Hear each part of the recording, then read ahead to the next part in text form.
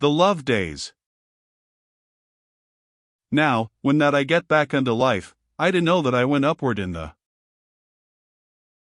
lift, and did be upon that same bed, where I to think I never to need a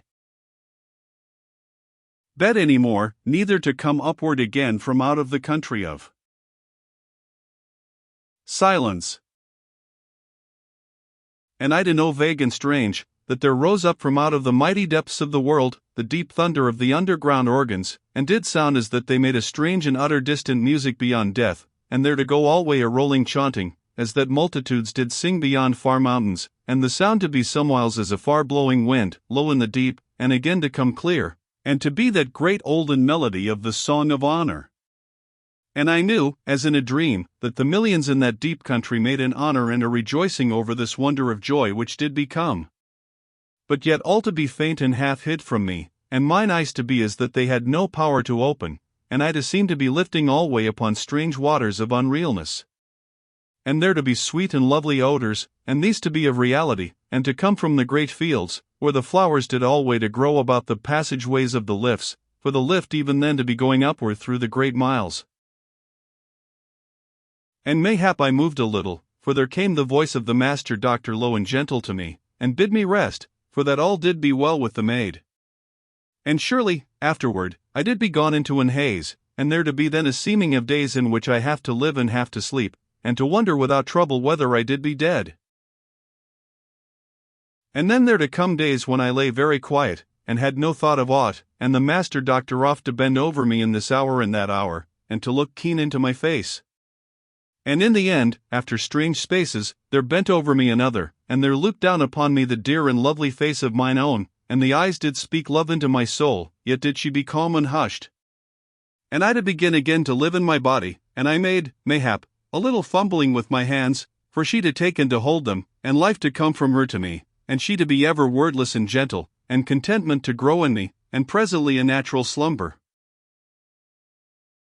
And there came a day when I did be let rise, and they that tended me carried me to one of the quiet gardens of the pyramid, and they set me there, and did seem to leave me alone. And there came one then around a bush, and looked at me a moment, as with an half shyness, only that the love that did shine in her eyes made the shyness to be a little thing. And, truly, I knew that it did be mine own maid, but I never before to have seen none dressed pretty as a maid. And I looked to her, and knew that she did be more dainty than even I to have known. And sudden I made that I rise to come unto her, but she to run quick to me, that she stopped me of this natural foolishness, and she then to sit beside me, and to take my head against her breast, and she not to deny me her lips, but to be both a maid and a mother to me in the same moment. And afterward, she had me to be very still, and we to sit there in an utter dumb happiness, until they that did attend me were come again. And the master of the doctors did be with them, and I to see that there went something of satisfaction in his face. And after that day I saw mine own maid every day, and I get better unto health with a wondrous quickness, for love did mend me. And soon I did be let go downward unto the fields, but yet to go by private ways, because that the multitude should be like to follow me alway, and I to need to be quiet. And the maid to be with me, for the master Monstruican and the master of the doctors did agree upon this matter, and had an officer of marriage to wed us, and we to be married very quiet and simple, for I yet to be over weak for the public marriage, which we to have later, when, truly, the millions made us a guard of honor 8 miles high, from the top unto the bottom of the mighty pyramid. But this to have been later, as I do tell, and did be a ceremonial of the peoples, because that they not to be denied that they give me an honor. And surely the maid to be with me alway, and did be now my wife, and my strength to come alway upon me, and mine own to grow again unto a perfect health. And, in verity, we did be now in the love days which do be the most beauteous, if that the love to be true. And we did wander through the mighty fields at our will, and walked in the love paths of the fields, which did be alway anear to those places where did be the villages. And I to hide our name, lest we to be beset by any, out of natural curiousness and kindliness, for we to need to be utter together and quiet.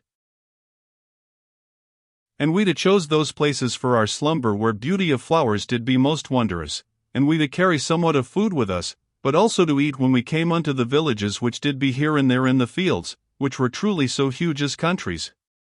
And mine own did make good her promise 100 times, as you shall say, and did prepare me a great and hearty meal, and did tease me utter that I did be a glutton, as I did eat, and kissed me, lest that I have ever a chance to say aught in mine own defence. And truly, she did be all that my heart and my spirit did desire, and she to have companioned me with love, and to have entered my spirit into joy. And once we did go downward unto the country of silence, but not to stay very long at that time, because that my memory did return upon me. Yet in the after time, we do wander there oft with memory, and holiness of great thinkings, and with love which doth hold all. And as we to leave that country, I did tell mine own how that when she had been suspend of her life by the horrid force of the house, I do have minded me with a dreadful pain that I never to have waked to discover her kissing me when that I did sleep. And surely mine own dear one did blush most lovely, and had never known that I did be aware of her sweet naughtiness, and she then to have all thought for mine agony, when that she did be dead, ere the vapour of life of the earth force did set her spirit free of the silence. And she did come unto me in dear understanding. And she then did tell me that the doctors to say that she had been, as it were, stunned and froze of the spirit, and all her being in life suspend, and the great life force of the earth current to have waked her spirit, and her body then to live and her blood to flow proper again. And the doctors had talked much and searched much of late in the olden records of their work, and they to have found somewhat of one such happening in the olden time, but truly, not such to have been ever through a mighty age of years. And whilst that we to wander and to rest in the fields, I oft to tell mine own of this matter and that matter, and I to know that she had learned somewhat of odd things, ere I did become to health, but not over much, for she also to have been utter alack, as you shall think, and to have come from her bed, when that I did lie so still, for the master doctor to have ordained this, because he to fear that I to be going truly to die, if that he not to do somewhat to awaken my spirit. And in verity, you shall think upon the deepness of my love as I to know that she did have held my hands so brave and gentle, whilst that she to have scarce power to her feet.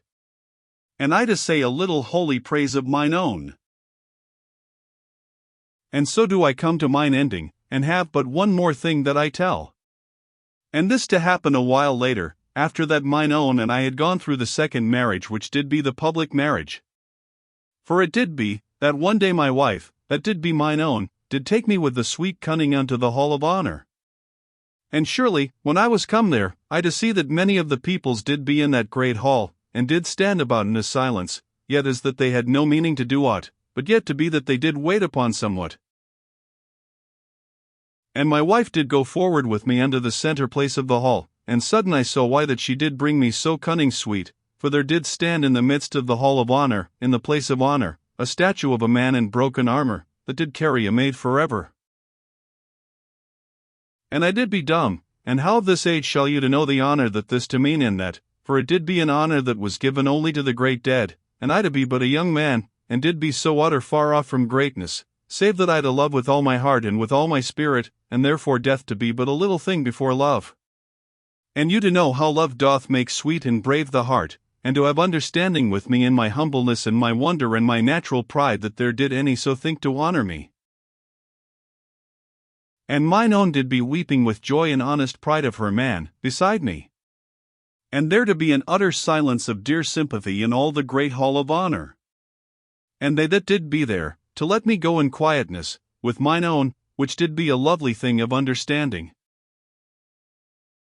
And I to go loving and thoughtful with mine own wife, and she to be very nigh to me. And I to have gained honour, yet to have learned that honour doth be but as the ash of life, if that you not to have love. And I to have love.